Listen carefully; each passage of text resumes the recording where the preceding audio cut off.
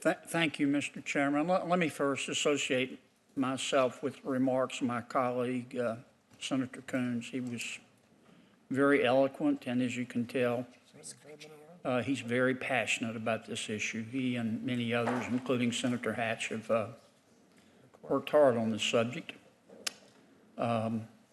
Chris's comments kind of brought a tear to my eye, but it's not the tears of a clown. That would be Senator Tillis, who you haven't met yet, who doesn't know his way to Santa Fe, I can assure you. You know, a smart person once said that art makes us more humane. It helps us find ourselves and lose ourselves at the same time.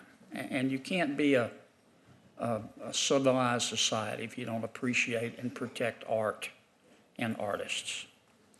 The system that we have now, both the public and the private system, looks like something I tried to draw with my left hand.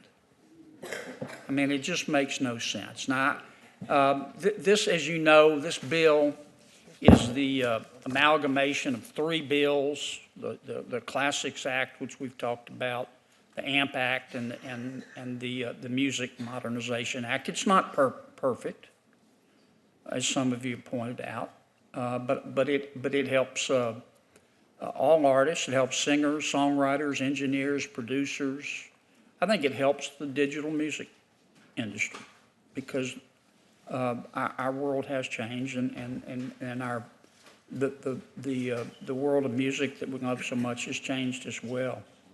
Mr. Glazer, let me ask you a question. What digital music companies right now are paying pre-1972 artists, if you will? There are actually thousands of digital music services that, unlike some of the few... What are some of the main ones? That are paying pre-72 artists? Right now, iHeart and Pandora, who were subject to litigation originally, came to the table to negotiate this bill as a solution to move the parties together so that they could have business certainty. And so they have pledged to move forward to pay pre-72 artists. Those are the main ones. But there are also thousands of smaller companies who use the federal license and who have said, we know that there was no intent here to find a gap.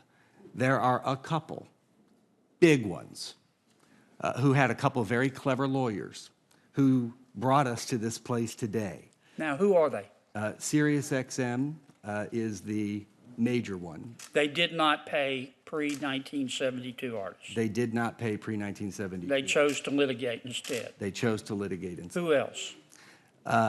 There are Pandora at the time was the other major service who decided not to pay, mainly because their competitor, SiriusXM, didn't pay, and they didn't want to be put at a competitive disadvantage.